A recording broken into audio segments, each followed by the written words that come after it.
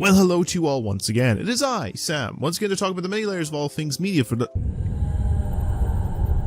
Oh no, she's defrosting. In the newest episode of Weird Mind Newsroom, where this week we have a bit of selectives of substance across everything from the many new releases, some trailers or so, and a collection of news stories of varying types. Let's jump into talking all things media of new releases that we have for this week. Breaking news.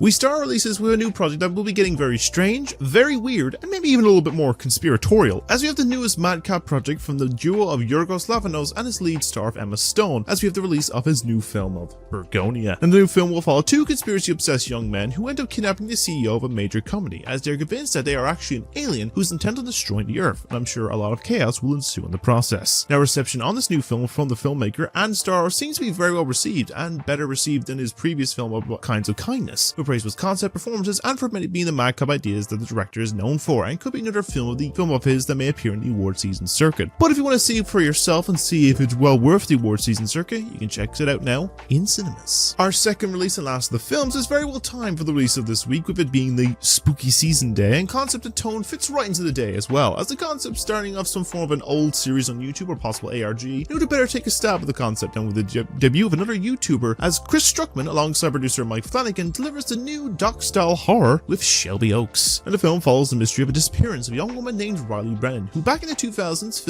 hosted a YouTube channel with her friends known as the Paranormal Paranoids, who saw them filming in various haunted locations before things took a grisly and mysterious turn when they investigated the abandoned town of Shelby Oaks, Ohio. It sees Riley's three friends found murdered and a tape left behind that shows Riley either being taken or killed by an unidentifiable man. This soon leads to Mia, Riley's younger sister, believing that Hope she's still alive and has searched for her for about 12 years, when she comes across a second tape that contains contents that convince Mia that something sinister is involved with Riley's vanishing. Now, initially garnering some decently received reception when it first premiered a year ago, after the release the film has seen a bit more of a mixed response, and while praise has been given to Struckman's first debut attempt at the tone and atmosphere with performances as well, the film does leave a lot to be desired in terms of loose threads not being fully addressed, and feel it could be slightly longer than the film's running time of just a little over 90 minutes. But overall, maybe a start to some film projects that may improve as time goes on for Struckman. If you want to take the mystery unfold for yourself, you can catch the new one also at now in cinemas. But keeping things spooky and timing well into the new release is taking us back in time, and in the world of a famous author's work that consists of unspeakable horrors, strange powerful lights, and a shape-shifting being whose most common form is that of a scary clown, as we are taking a dive back to more of the origin of the horrors of Derry with the release of the first season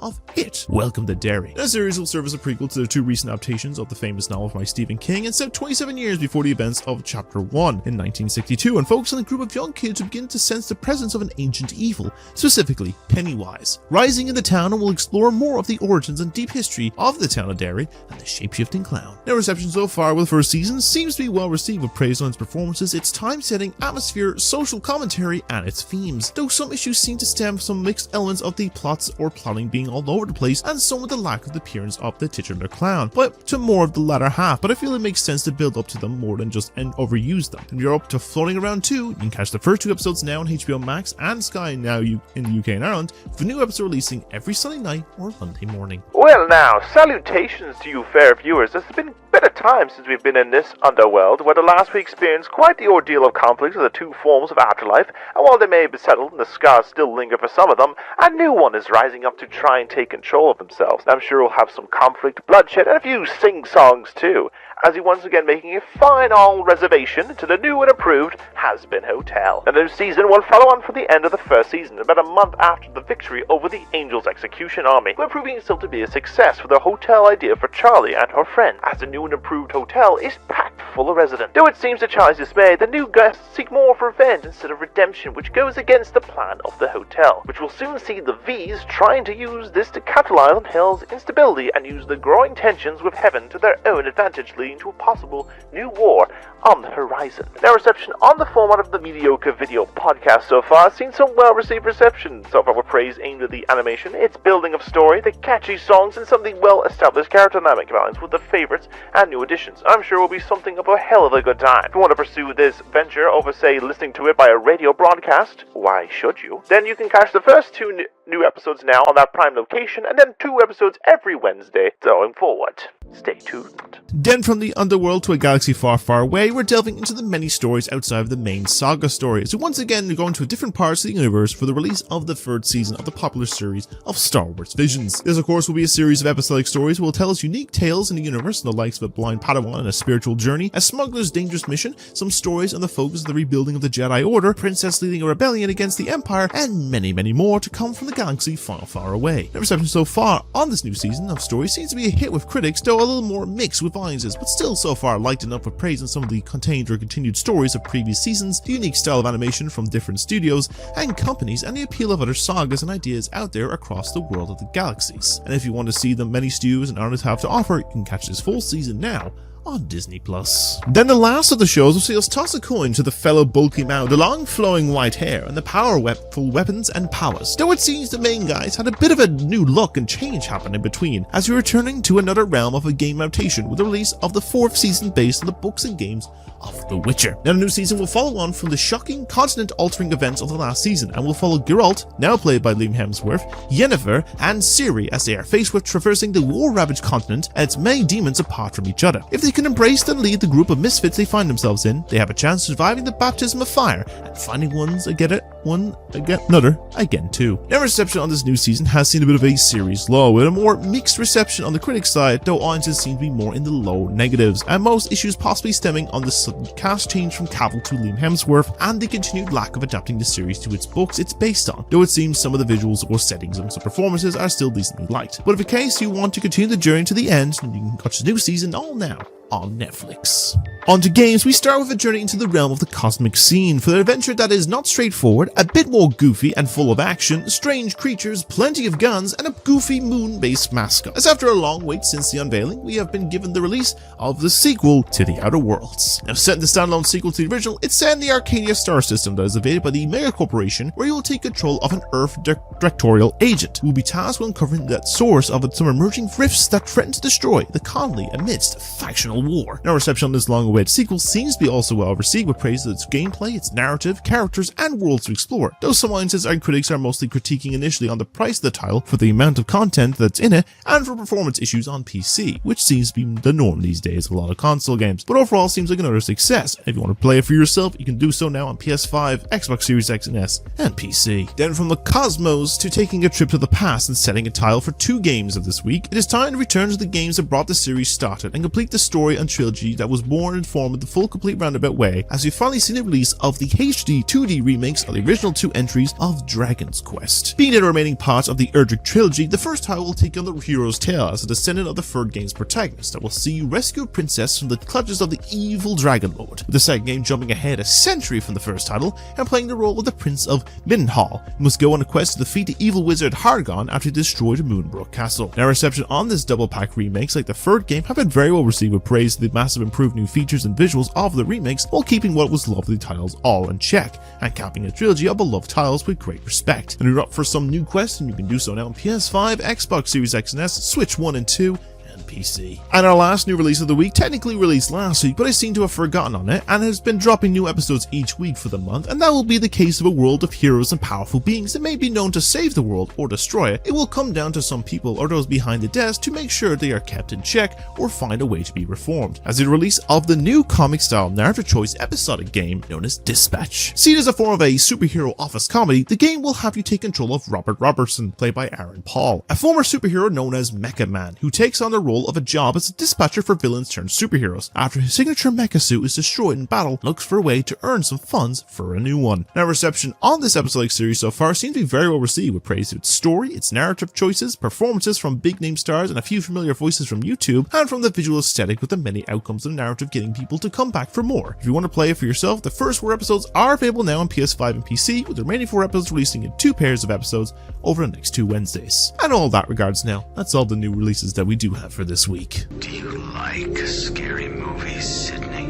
Starting onto trailers, with a sense of a genre we're not overly given much on this era, but is in the focus of the comedy parody type genre, as we've seen the likes of comedy spoofs from Police with Naked Gun, and from comedies like Scary Movie, Airplane, Hot Shots, and much more. This time, we're taking the jab in the mix of the classic nature of those period piece dramas, with a dash of a murder mystery tile in there as well. It's quite a specific but quirky innuendo of a name, as we got the first look trailer for the new comedy film known as Fackham Hall. The film will follow a lovable pickpocket known as Eric Noon, who moves into the English manor of Fackham Hall, where he will soon start forbidden romance with Rose Davenport, and also soon framed for murder. While he soon ends up in a rivalry with a man named Archibald, who soon battles him for the purpose of Rose's hand in marriage. At the same time, rivalries are spilling over in the Davenport family, led by Lord and Lady Davenport, as they weathered the epic failure of the wedding of their eldest daughter to her caddish cousin. Now, I always enjoy when the likes of the attempt of a comedy or parody style film makes an attempt in something of varying styles, some classic cop shows, action films, taking a piss out of many genres, or even with a murder spree involving raunchy puppets. But the likes of the drama period setting of Downton Abbey, Bridgerton, or Peaky Blinders type setting feels ripe for the course to really take the jabbing at. And from the trailer, it did give me a sense of an appeal of some chuckles in there as well that I experienced with this year's Naked Gun, so maybe this will be well worth a watch. And it's not a long way from a trip to Fackham Hall too, with the film releasing into cinemas from the 5th of December. Next trailer is the only animated fur in footage, as we'll be seeing the fur about to fly and things will be changing forever. As while we had the final main trailer, we have gotten one more international trailer for the upcoming sequel of Zootopia. Now, the film will set a couple weeks after the events of the original, and we'll see Judy Hopps and Nick Wilde find themselves on the twisting trail of a mysterious reptile played by Ke-Huy Quan, who's arrived in Zootopia and turns the mammal metropolis upside down in the process. To crack the case, Judy and Nick will have to go undercover and test the limits of their partnership to solve the mystery across the vast lands of the city and beyond before everything falls into chaos. I can say that time went on, as I find the original Underworld has been really created to be a fine piece of content from a decade ago and still holds up to this day with its likable characters, its story concept, and the message that it bestows in it. And seems to have a follow-up, it'll be looking to try and capture that tone once more, and that's the appeal of interesting characters in this new film, as well as another mystery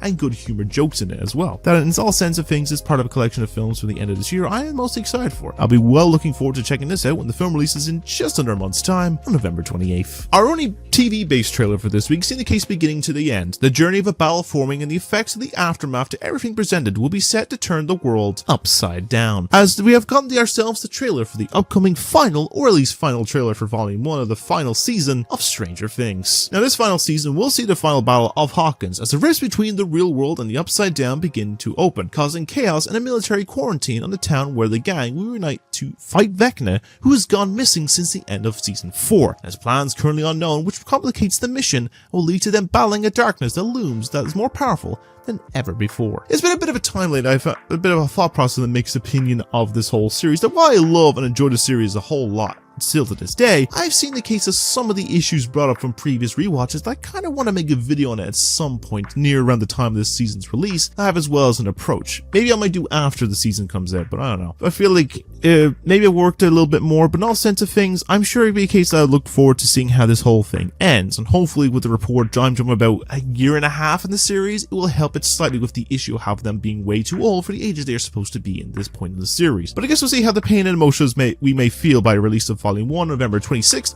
Volume 2 on Christmas Day, and the finale on New Year's Eve or New Year's Day.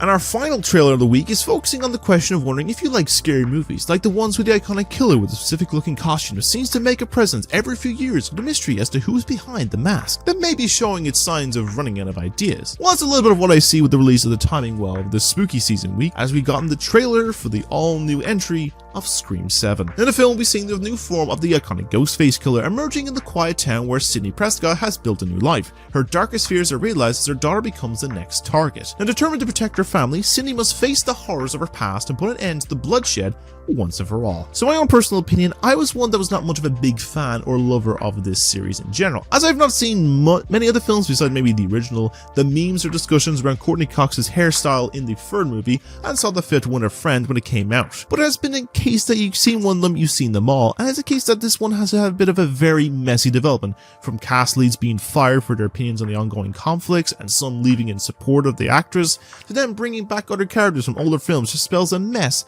and one I feel they showed the entire film in the trailer, or the case of a massive boycott movement online for this now. Yeah, there is a movement for boycotting this film. I'd be surprised to see if this appeal and box office will triumph or the movement will work out in this regards, but I guess we will see in the instance by the film's release in cinemas from February 27th of next year. But with all that regards now, that's all the new trailers that we do have for this week.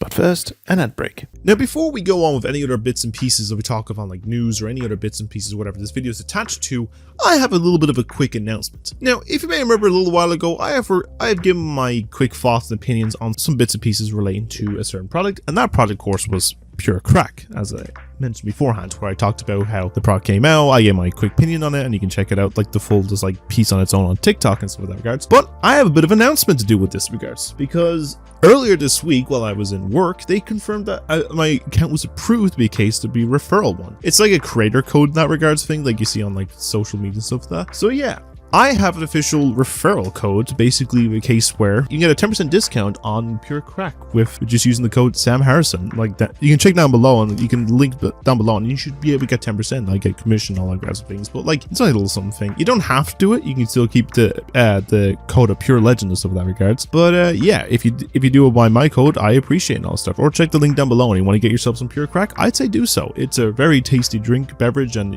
more healthy, more like energizing. It helps with a lot of projects. But yeah, check it out below, and I will talk more about this later. But yeah, back to the video. Now, we start this week's Way of News with our usual affair of rounding up some announcements in release dates, updates, and delays seen across the realm of film and TV. There is a planned focus of some game ones, though that's going to be our second story, but let's delve into all changes and dates. And we start the news off this week with a series of focus of the timing of this announcement lined up with the finale this week, as the last one, as a trio of podcasting sleuths will be back once more, as is confirmed that a 6th season of the popular murder mystery comedy of Only Murders in the Building is on the way. And it looks like this time this series is going a bit more of an international approach, as going off of the poster announcement, the trio will be jetting off to the UK for a new season as they solve the mystery of the death of the victim that appeared at their building's doorstep, who seemed to be investigating a mystery in London. And personally, I was worried for a bit of time the end of the most recent season nearly felt a bit of a finality kind of feel to it, with some of the characters from previous seasons all appearing in some form, but it seems the mystery continues on. I'm excited to see what the new setting will do, as well as to see who they get for this season. And hopefully not overdo it as well with some of the guest stars that I kind of talked about in my season 5 quick review on my story. But I guess we'll see on this by the end of release sometime next year. Next, our announcements of coming to us, but has not been set a date yet, but release window is coming to us in the form of an all-new film announcement from the fine craftsmen and women and all others at Aardman Animations. As he announced this week that we have an all-new film based on everyone's favorite mischievous little sheep of Sean, as was announced the third film from his character in the form of The Beast of Mossy Bottom will be arriving onto our screens for the next spooky season. Now, it's unclear if it's going to be in cinemas like the first two films were, or if it will be like the last Wallace and Gromit movie and Chicken Run sequel and just be going to a streaming release or on the BBC. But either way, I'm excited to check it out when it does come along. I'll be intrigued to see what the story will entail, and will we get a better look at the monster too that they teased in this small announcement trailer.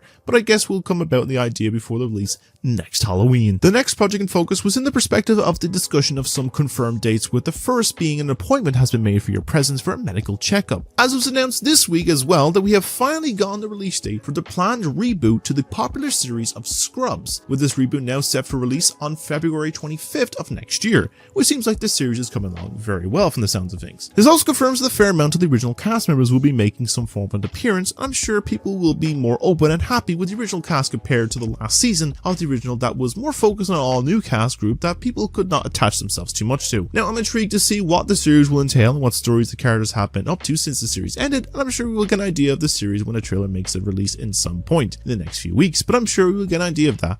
I will cover that in a later episode, of course. The last of the projects that has gotten a set release date in the furthest one out, but it does seem like it was bound to happen in some point, as it was announced that WB, or Warner Bros., is looking to strike gold once again with a new film based on a very popular brand. More specifically, one of the top 10 most profitable media franchises in the world, as it was announced that they are making a new animated film based on the popular character of Hello Kitty, with the release of the project set for release on July 21st, 2028. Now, I feel it makes the most sense to have it as an animated project as it fits the tone more, but the other thing is that I'm surprised that WB is down to making an animated project, as they seem to be very against animation over the last little while, with the lack of anime releases and for their massive library of WB classics being wiped from HBO Max. But maybe they have a change of heart from the recent animated films from other studios making big monies like Pixar, Sony, shiny illumination, universal and stuff like that, so maybe they're trying to see a case, we shall see, but who knows. Now, no plot details or casting confirmations has been made yet, but it seems, well, we'll make up this project, but I guess we'll see about release in about 3 years time. The last of the date changes is more the only delay in film or TV that I have to come across for, and for a bit of time I forgot the series was actually on the way, but it was announced on Thursday that the planned series spin-off of Hotel Transylvania, known simply as Motel Transylvania, has been delayed by about 2 years to release now in 2027. Initially the series was set to release this year, but was probably a case that was taking a longer to fully plan out and probably needed a bit more of time to recording and animating it all, so I guess I understand the delay on probably needing a bit more time to process everything. And given Sony Animation's recent track record of making really a lot more successful projects, they probably want to make it better, so any delay on it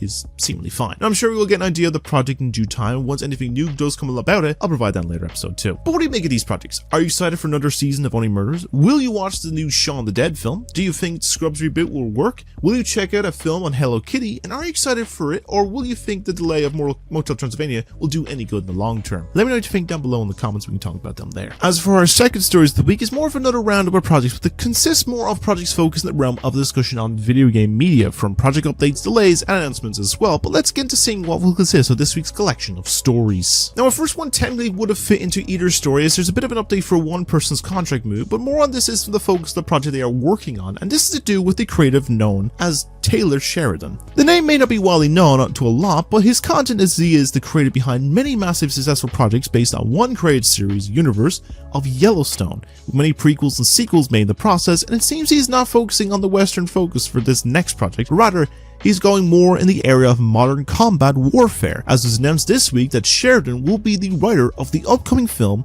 based on the Call of Duty game franchise, with the film being helmed by Peter Berg, who's known for projects like Deepwater Horizon, Patriots Day, Hancock, and the Battleship movie, just to name a few. It seems like it could work in the pairing to make something that has a great gritty tone in directing and well-written narratives as well. It seems to be a coincidence that he was previously announced, as well as reported in discussion earlier this week, that Sheridan was planning to leave Paramount for Universal for a better fit contract, given the whole ordeal going on in that company of Paramount lately with mass layoffs and a new head of the studio, so I see the hesitation will probably be the last thing he makes before he heads off to another studio. I'll be intrigued to see what era or setting he'll go with this project, but I guess we'll find out in due time, and if anything new is reported about this movie, I'll provide in a later episode. Our next of the focus is with an announcement of a new project adaptation heading to another streaming service, and it seems things may get a little insane, as was announced this week that a planned animated series based on the popular character of Crash Bandicoot is in the works with Netflix. Now, this has been a case for a bit of time that the character was discussed to get some form of an adaptation for many years at this point, and most of the time has always been in the realm of an animated series, with two initially planned back many years ago, of one around the time of the original game's release, and the other around the early mid 2010s. Now, the only form of animated appearance this had has been references in other animated shows and media, and the other was an episode of a series based on the dormant Skylanders franchise,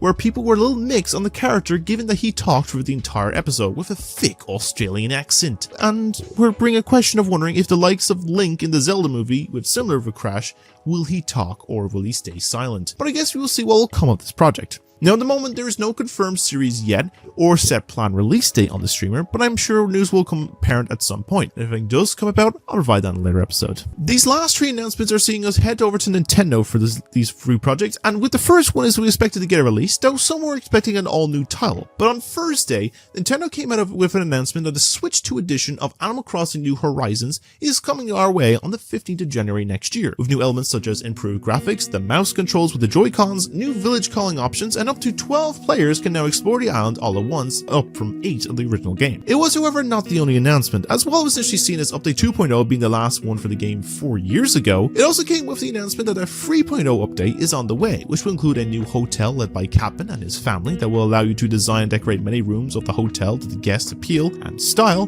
some new clothing options and items based on other Nintendo IPs like Zelda and Pikmin, and the addition of more storage space and islands to make in the Dream Realms are all a part of this new update. Now, personally, if it was just a Switch 2 edition announcement, I would be annoyed, as it doesn't feel like a lot to add to the title to warrant a Switch 2 upgrade price. But at least they made the 3.0 update for both versions and it's free, because I feel it would be a lot more complaints than they already was. Now, personally, I feel the Switch 2 update should be free to those that already own the game initially, and those that never bought the Switch 1 edition can choose the 2 option if they own the new console. I guess we'll see what will come in the new edition in due time, maybe worth a trip back to your island come next January, or a case of waiting for an all new entry, but I guess we'll see by then. Now, for release day announcement to a release delay, it was also announced this week that the planned Switch 2 Tarnished edition of Elden Ring has been delayed out of this year and will now find release sometime next year. Now the reason I can see for both cases has been quiet for the title, and finding a good release over the next 2 months seems a bit of a challenge, and the other reason is due to some performance fixing. As you've been following along with reports out of some of the events this game has been demoed at, most issues seem to be stating that the performance of the game is very rough, where while the game looks great and controls work well on the console, the game chugs heavily in the frame rate section, and I feel From Software will want to make sure it plays to the best performance on both handheld and TV for the game, so any delay on it makes it feel total sense. Now I'm sure in the process we'll also find a proper good release with everything fixed, but I'm sure we'll learn about it in due time, and I will say probably about the next direct, which would be like February. I say we'll get a better idea of when we can expect this game, but any updates about it I'll provide later.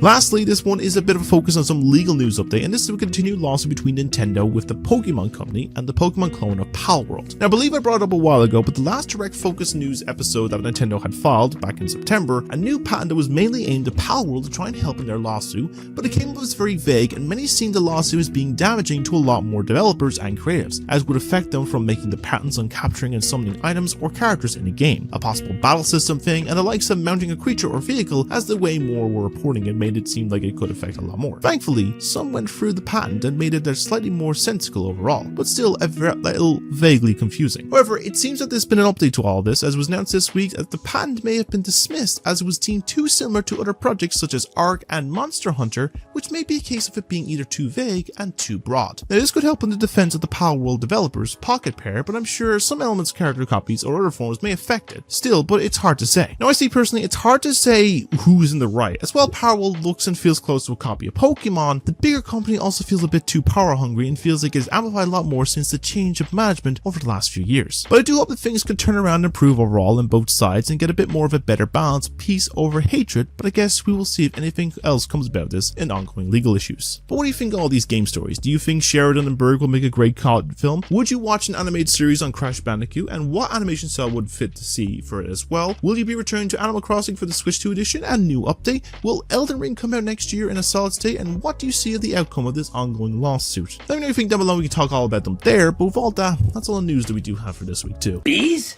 Beads. Beads? Now with all disregards, that ends episode 128 of Weird Mind Newsroom, and hope you enjoyed listening to my ramblings for probably about 30 minutes at this point, so it's a bit longer this week. Anyways, I'm going to kind of fly through the updates in this regards anyway, so let's talk on what we have.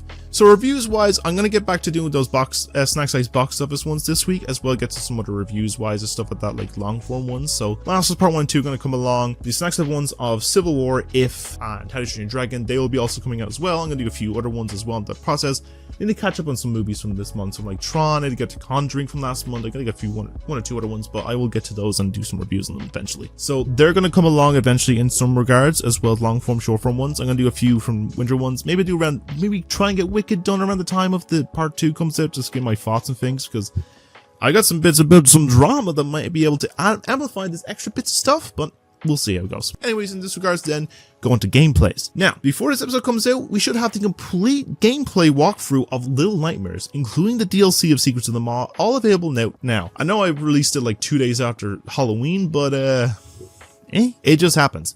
Anyway, in the case instance, I might do some other horror games over the next few weeks as well. Maybe do like Quiet Place, Little Nightmares 2, Outlast 2, a few other horror games or something like that. I'll figure something out. As well as case, get back to DK Bonanza, get to Mario Wonder, get to Cyberpunk, get to Star Wars. All these other ones are going to come back, so look forward to those ones as well. So keep an eye on those in due process. And then the long form stuff in case, well, I'm going to get to the time-lapse build on my Lego piece, the Optimus Prime. That's going to become next, probably after these ones are all finished. I'm going to get to Rewatchathon. I'm going to get to the AI On-Shows video I'm going to do as well. As well, in case I'm going to do the same game that they made for Ventilate. I'm going to work on that, do some gameplays and that stuff, as well as case of Rewatchathon and everything like that. They're all going to come eventually, so look forward to those as well. I'm going to work on these bits and pieces over the next few weeks and stuff like that to try and build into like kind of a bit of stuff for the winter, because I know in case November, December is usually a busy month, January is kind of a dry month, but I'll at least have some stuff.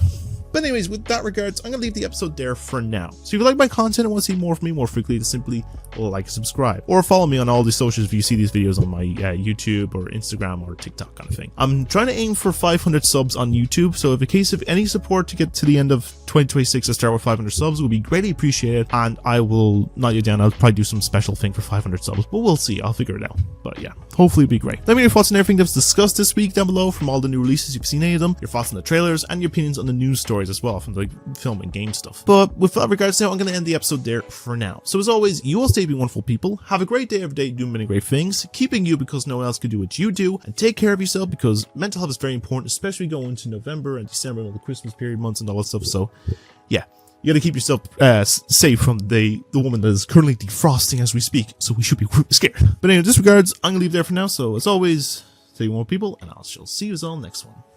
So take care, and I'll see you later.